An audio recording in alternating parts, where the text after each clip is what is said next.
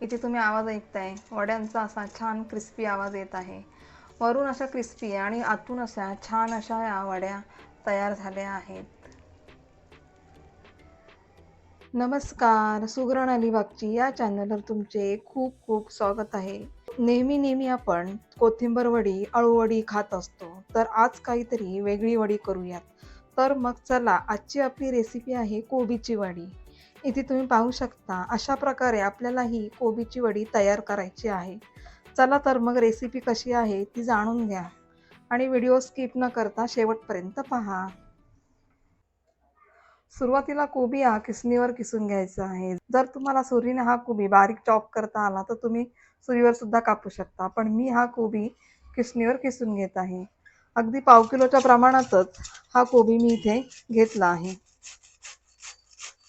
अशा प्रकारे आपल्याला हा कोबी बारीक किसून घ्यायचा आहे. कोबी किसून घेतल्यावर आपल्याला चाळणीमध्ये घेऊन हा आता कोबी धुवून घ्यायचा आहे.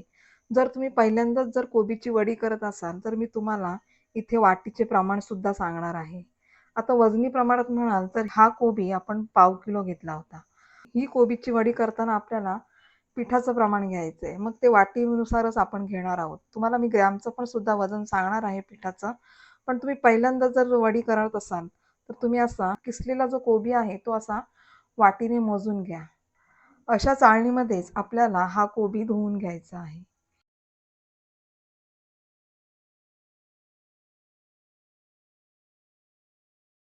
अगदी 3 वाटी हा कोबी इथे झाला आहे.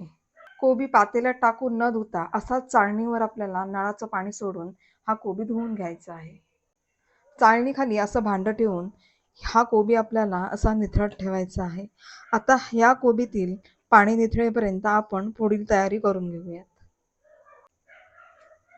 आलं, लसूण, मिरची, कोथिंबीर आणि जिरे अशी ही आपल्याला एक पेस्ट तयार करायची आहे. कोबीची वडी जरा झणझणीत हवा असेल तर यामध्ये तुम्ही आलं आणि मिरचीचं प्रमाण वाढवा. आता यासाठी मी किती हे प्रमाण घेतलं आहे ते तुम्हाला मी व्हिडिओ चालू असतानाच तिथे लिहून देणार आहे. तिथे तुम्ही स्क्रीनशॉट काढून घेऊ शकता.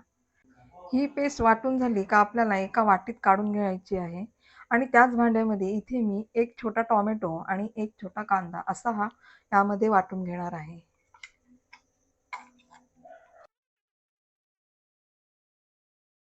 ही कांदा टोमॅटोची पेस्ट सुद्धा तयार झाली आहे. कांदा टोमॅटोची पेस्ट टाकल्याने कोबी वडी ही छान अशी टेस्टी लागते. अशी तुम्ही कोबी वडी नक्की करून पहा.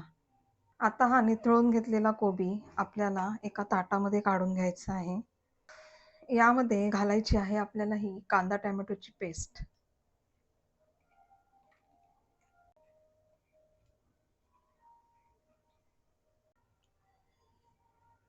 ही जी हिरवी पेस्ट आपण तयार केली आहे ती सुद्धा यामध्ये घालून घेऊया. कोबीला हा जास्त प्रकारे पाणी सुटतो. त्यामुळे कोबी ही अशी जरा पचपचीतच असते. त्याच्यामुळे आपण ही दोन्ही प्रकारच्या पेस्ट तयार करून घेतल्या आहेत. चवीनुसार घालायचं आहे मीठ. मिठाचं प्रमाण जर तुम्हाला समजलं नाही तर वडीचं पीठ पूर्ण तयार झालं की ती चाखून बघायची. थोडंफार मीठ कमी वाटलं तर त्याच्यामध्ये घालू शकता. घालतानाच मीठ जरा बेतानीच घालावे. अर्धा चमचा घालायचा आहे ओवा. पण ओवा घालताना हातावर असा हा क्रश करून घ्यायचा, म्हणजे ओव्याचा फ्लेवर कसा या कोबीच्या वडीमध्ये उतरणार आहे.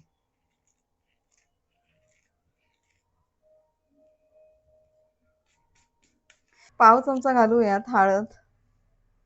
1 चमचा यामध्ये मी भाजीचा गरम मसाला घालीत आहे. 1 चमचा लाल तिखट. तुम्ही तुमच्या आवडीनुसार हा लाल तिखट वापरू शकता. फक्त लाल तिखट टाकताना लक्षात घ्यायचे की आपण यामध्ये आलं, लसूण, कोथिंबीर, मिरचीची पेस्ट टाकली आहे. त्याच्यामुळे तिखटपणा किती घालायचा ते तुमच्यावर आहे. हे सर्व मसाले या कोबीमध्ये एकत्र करून घेऊयात. इथे तुम्ही पाहू शकता हे सर्व मसाले एकत्र करतानाच इथे असा हा कोबीला पाणी सुटायला लागलं आहे. यामध्ये आता आपण पीठ घालून घेऊयात. आता मगाशी मी तुम्हाला सांगितलं होतं की वाटीप्रमाणे आपण ही कोबी मोजून घेतली आहे. आता 3 वाटी आपण इथे हा कोबी मोजला होता. आता पीठ किती घालायचं हे सुद्धा तुम्हाला मी इथे वाटीप्रमाणेच सांगणार आहे. यामध्ये मी 2 वाट्या बेसन पीठ घालणार आहे. सुरुवातीला 1 वाटी बेसन पीठ घालून घ्यायचं आहे आणि हे असं या कोबीच्या मिश्रणामध्ये मिक्स करून घ्यायचं आहे. आता ही बेसन पिठाने भरलेली दुसरी वाटी यामध्ये मी घालीत आहे.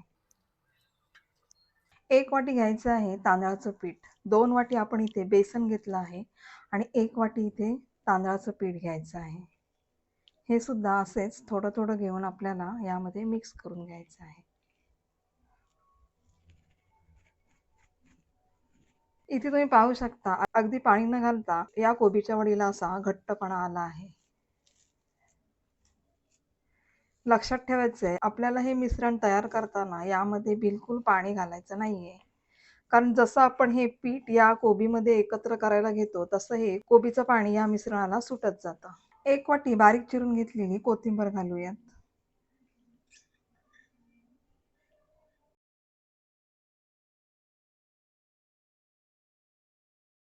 आता ही कोबी वडी आपल्याला वाफवून घ्यायची आहे. कोबी वडी वाफवायच्या अगोदर काय करायचं आहे, चाळणीला थोडं तेल लावून घ्यायचं आहे. अगदी 1 चमचा होईल एवढं या मिश्रणामध्ये आपल्याला तेल घालून घ्यायचं आहे. चाळणीमध्ये बॅटर टाकायच्या अगोदर इथे तुम्ही पाहू शकता मी गरम पाणी करायला ठेवलेलं आहे. हे मिश्रण चाळणीमध्ये घालून घेऊया. जास्तही जाड असा थर लावायचा नाहीये. अगदी मीडियमच थर यामध्ये चाळणीमध्ये आपण लावून घेणार आहोत. हे सर्व मिश्रण असं चाळणीत काढून आपल्याला इथे वाफवून घ्यायचं आहे. चाळण ठेवायच्या वेळेला गॅसची फ्लेम स्लो करून घ्यायची आहे, नाहीतर हातावर वाफ येऊ शकते. नंतर हा गॅस आपल्याला फास्ट करायचा आहे.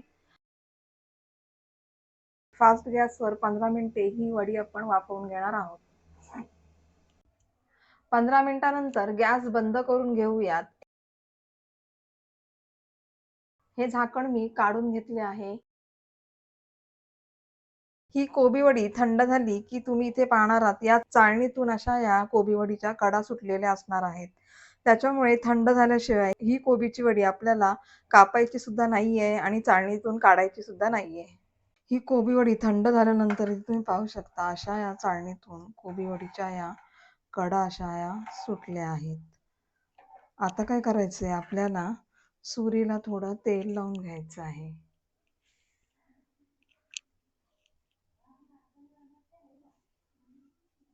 या कडांच्या इथे अशी सुरी घालून ही कोबी वडी आपल्याला अशी सुट्टी करून घ्यायची आहे.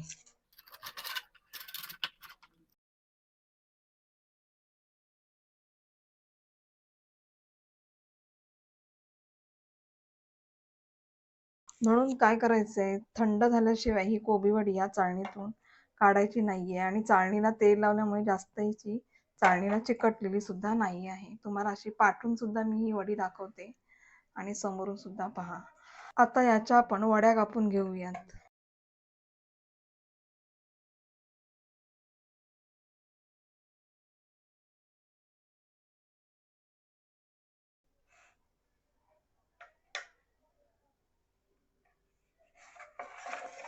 तुम्हाला हव्या त्या शेपमध्ये या कोबीच्या वड्या तयार करून घ्या.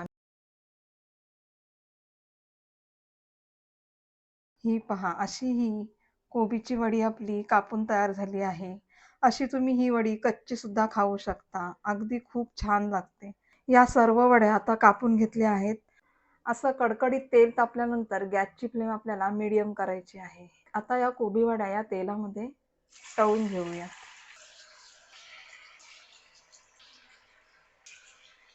तेलाचे बुडबुडे असे थोड्या प्रमाणात कमी झाले की अशा या कोबी वड्या आपल्याला पलटी करून घ्यायच्या आहेत.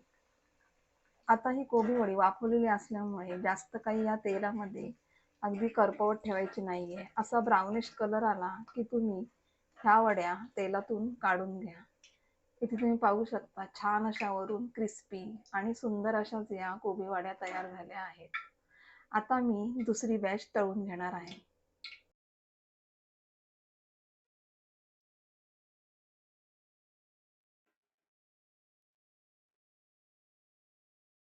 अगदी परफेक्ट प्रमाणात पिठाचं जर प्रमाण आपण घेतलं की इथे तुम्ही पाहू शकता काहीही जास्तीची अजिबातच ही कोबी वडी तेलामध्ये सुटलेली नाही आहे. म्हणून पिठाचं प्रमाण तुम्ही व्यवस्थित या कोबी वडीमध्ये घेत जा. अगदी छान अशा या कोबी वड्या तयार होतील. आता या इतक्या कोबी वड्या तुम्ही जर तळून खाऊ शकणार नसाल तर तुम्ही फ्रीजमध्ये ठेवून या वड्या अगदी दुसऱ्या दिवशीही गरम गरम तळून खाऊ शकता. अशा प्रकारे या कोबीच्या वड्या सर्व तळून झाल्या आहेत.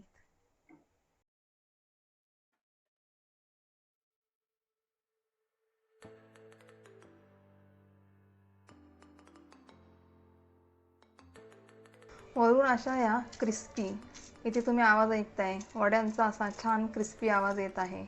वरून अशा क्रिस्पी आणि आतून अशा छान अशा या वड्या तयार झाल्या आहेत.